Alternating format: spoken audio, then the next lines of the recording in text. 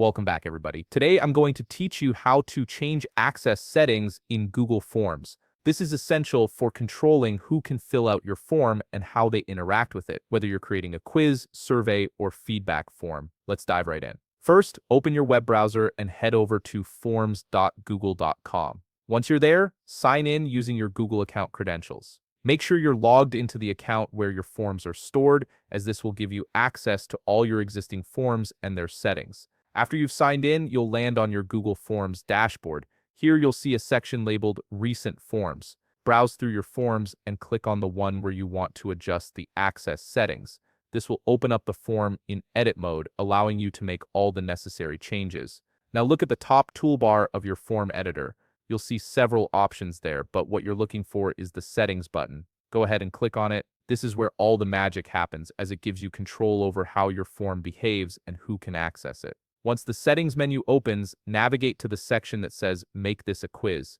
If you're creating a quiz or any form where you want to assign points and provide feedback, toggle this option on. This transforms your regular form into a quiz format with grading capabilities. Next, you'll need to decide when respondents can see their grades. Look for the Release Grades options. Here, you can choose between immediately after each submission or later after manual review. Select the option that best fits your needs. If you want to review answers before releasing scores, the manual review option gives you that flexibility. You'll also notice options to show or hide missed questions, correct answers, and point values. Toggle these on or off depending on how much feedback you want to provide to your respondents. This is particularly useful if you want to maintain some privacy around correct answers or if you're using the form for assessment purposes. If you need to set a default question point value, you can do that here as well. Simply type your preferred points in the field provided. This saves time by automatically assigning the same point value to all questions, though you can still adjust individual questions later if needed.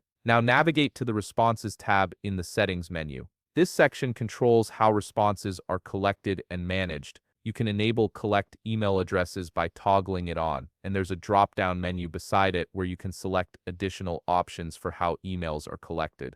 You'll also see options to allow response editing and limit to one response. Toggle on Allow Response Editing if you want respondents to be able to go back and change their answers after submission. The Limit to One Response option is crucial if you want to prevent duplicate submissions from the same person. Next, move over to the Presentation tab. This is where you can fine-tune how respondents experience your form. You can toggle on features like Show Progress Bar, which helps respondents see how far along they are. There's also Shuffle Question Order, which randomizes questions to prevent cheating if it's a quiz.